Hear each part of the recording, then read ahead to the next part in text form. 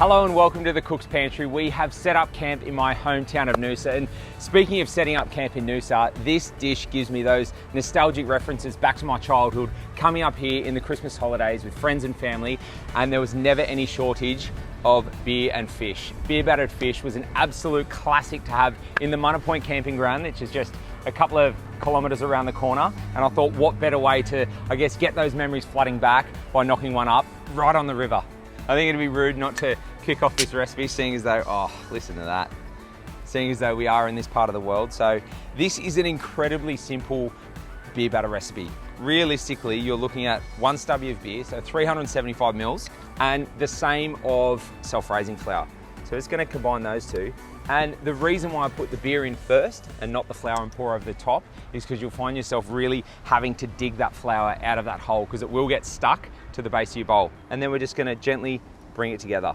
Like I was saying, it definitely brings those memories back. My old man, my uncle, friends of the family, all day out on the boats, bring back whatever you catch, whether it was mud crabs, flathead whiting, and then the afternoon would begin with a few of these fellas, and then it would lead into the responsibility of dinner being thrown onto the onto the boys.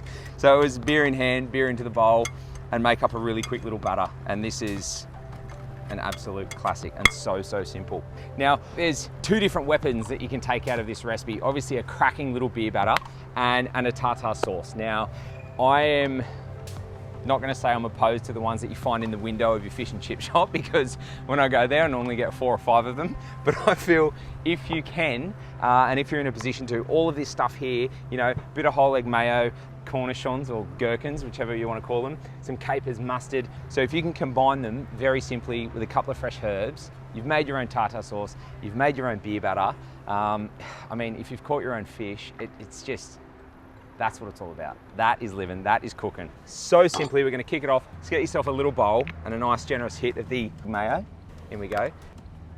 Capers, a couple of tablespoons. It's one of the things that I absolutely love about a homemade one. And I mean, when you say homemade, people think that it's long and laborious and, you know, you need a lot of time to whip it together. It's really not. All you're doing is just taking a little bit of knowledge and a little bit of skill and knowing what things to put together. Your gherkins, I'm gonna keep saying gherkins because that's what I call them. Just give them a rough chop. And that's what I was getting back to. That's one of the things I love about a homemade number like this.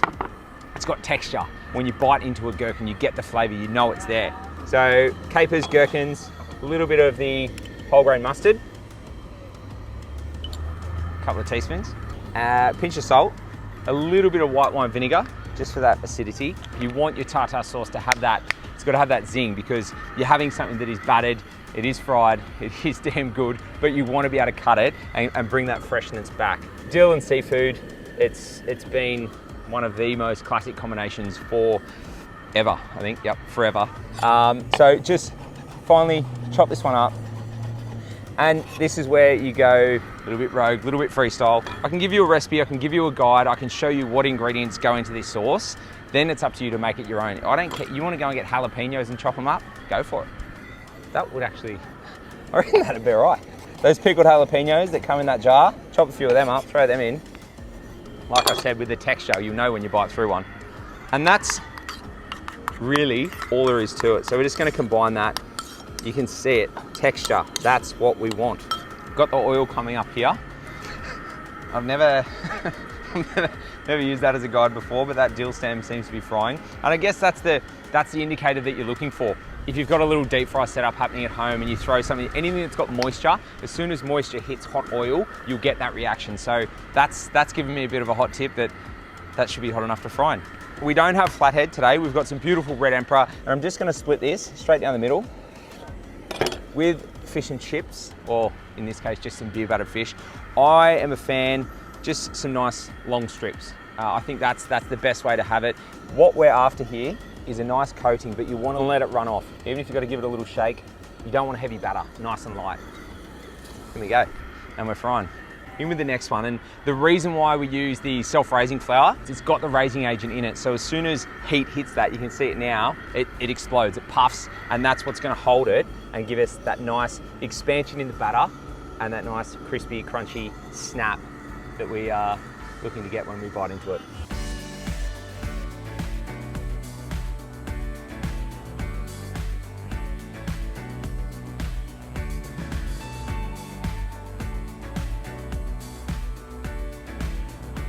That batter is outrageous. So throw it down onto your plate, a little bit of paper towel on there, let that excess oil drain out, and you'll find that because it is so, cut that, because it is so light and you'll see all the little pockets in there, the oil will escape. It hasn't been locked in. It's gonna be able to drain out of there nicely. And I'm gonna shut up because I need that to be hot when I season it. Always season your fried stuff when it comes straight out of the fryer. That's really it, isn't it? that's all there is to it. What I'm gonna do, that's been draining long enough now. Right in there. You'll probably notice if anyone's super observant at home, I did spike my tartar sauce with a little bit of extra dill because I had a bit of a taste and I was like, yeah, that dill's really good. So more of it went in.